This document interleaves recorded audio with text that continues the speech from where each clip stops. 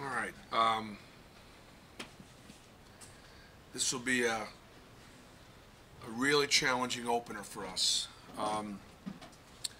The South Alabama's good. Richie Riley's really good. As I mentioned to you before, I think these next two coaches that we're playing this week are two of the best young coaches in the country. I think I'll make you guys really smart as writers follow basketball. Just trust me when I tell you these guys are both. It's hard to call Mike up and coming when he's at a Pac-12 school, but Richie Riley did a great job last year at Nichols. In a very short period of time, he turned around that conference in the Southland, turned that program around. They led the conference in scoring. He's really good offensively. The reason why I scheduled the game was because Matthew Graves was the head coach at South Alabama. We play UAB. It's kind of the right thing to do. There's a certain RPI scheduling number that teams have to get to, and South Alabama was able to get to that number as far as how good a team they were, the quality of their opponents, so on and so forth. I knew Matthew Graves from his days back at Butler, so I knew the way South Alabama played under Matthew Graves. Now all of a sudden there's a coaching change. We've got a contract, and I'm going to honor the contract. But I've got a new coach with a new style that I've not played against, I have no history with, and it's the opener. So South Alabama can look at Auburn, and they could look for 4 years, and they're going to see Auburn. Auburn's Auburn. I've been there 4 years. We do what we do. I'm old. He's young. They do different things. They do new things. They do good things. But I don't know what they're going to do just because it's not what I've kind of prepared for. So that's going to make it especially challenging. And I say that with compliments to their coach and the way their players play. They play very hard. I've seen them in one game. I saw them tape against Tuskegee in their exhibition. They won 63-40. They've got very few underclassmen. They're all juniors. Next year I go down there and play them. They're all seniors. This is not a buy game. This is a 2-for-1 contract. They returned 4 starters from a year ago. They bring back 83% of their offense. The kid named Sykes has scored 30 or more points 5 times last year. And he hit 7 threes against Tuskegee. So it's a good team. Really going to challenge us. I was pleased with Friday night from the standpoint of Lincoln Memorial challenged us. Exposed some things. I didn't think we played particularly well or effectively, but at least we got exposed. Now, is that exposure in time to get us to where we need to be able to win a game tomorrow? We'll find out. Samir Dowdy is back. He practiced yesterday. He is likely to play tomorrow.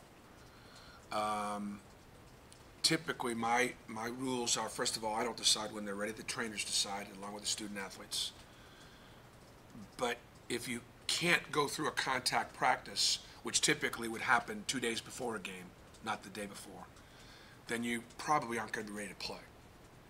And since Samir was able to go through a contact practice on Sunday, he's available for Tuesday.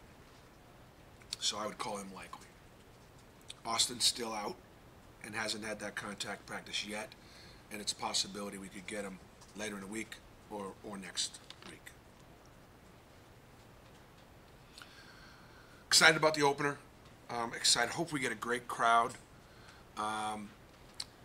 We're playing at a doubleheader, and so I want to ask our fans to come out and support the ladies first, and then we'll play at 8 or 8:30 or as soon as that game is over. My apologies to our fans for the late start on a weekend night, but sometimes the double headers will kind of force you into that. Questions?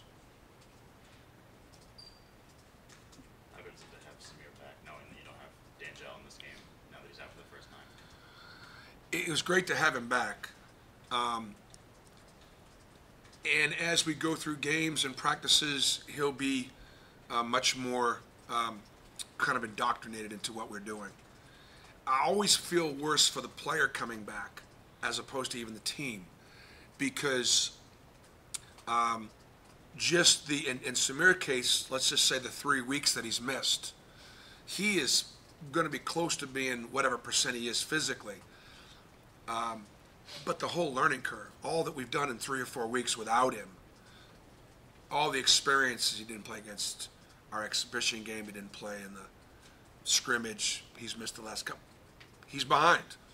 And so we'll get him caught up. It's great to have him back. Long term, it's going to make us a much better basketball team. Again, it's just trying to put it all together here, early in the season. Bruce, after having a chance to digest that exhibition, what did you like out of your guys, and what did you see that you guys really did good? Well, I wasn't thrilled with all of our effort and energy. I wasn't thrilled with making the extra pass. We missed a lot of first open shots, weren't enough hockey assists, and one more. And I thought we lacked some of the growth that I would have liked to have seen from the week before, as far as knowing what we do and why we do it. Those were all the things we did in our scrimmage that we didn't do Friday night. I thought Chuma, Kiki, and I thought Jared both played really well. So and again, I thought the attitude was really accountable, given how we played and the challenges that we had, which I thought is really, really good. Chuma, you talked about him being more aggressive. That almost point forward kind of thing at times, is that part of the game that he can really make a big difference? Yeah, I mean, I think more aggressive is more, doing more things both offensively, inside and out, getting to the foul line more. I think being more aggressively would be finishing more plays with rebounds, or protecting the rim better. He's a really good help defender. He's one of those guys that's always in the right spots. He has great instincts. He's been well coached, and he just knows how to play. Just makes everybody else better out there. How was Javon McCormick doing so far fitting in? Javon's been really doing a great job fitting in,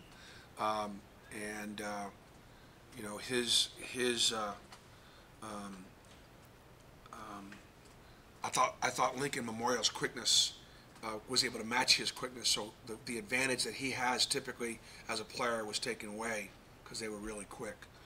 And then Jay didn't have one of his better days.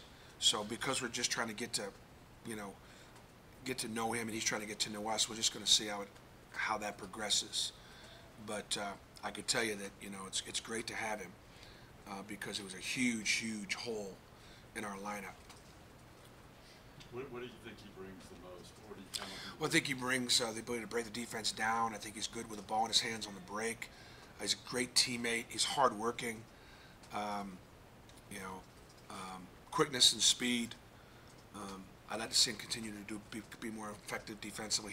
He'll be one of our leaders in steals based on the minutes he plays. So he's able to get out there and jump passing lanes. He makes some things happen defensively. You talk about energy not being where you wanted it to be on Friday. How the players kind of responded to that? I thought again Sunday we had a good practice. We went really hard yesterday, and then today we'll back it down and get ready to go on Tuesday. So if I were to sum it up, what I'd say is, because of our numbers being what they've been in practice, being so shorthanded, not being able to go best on best enough, and because we really didn't get any kind of a strong challenge until Friday, we haven't faced any adversity at all.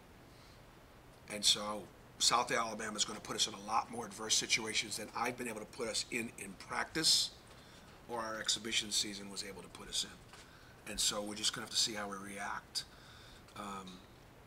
on the fly. Our whole preseason and what we were discussed was we got to be good early. We knew the schedule was going to be good early, but the combination of being light on the number of scholarships to begin with, plus the injuries, has really made it difficult in practice to not get there. But the good thing is, I'll give you one more thing.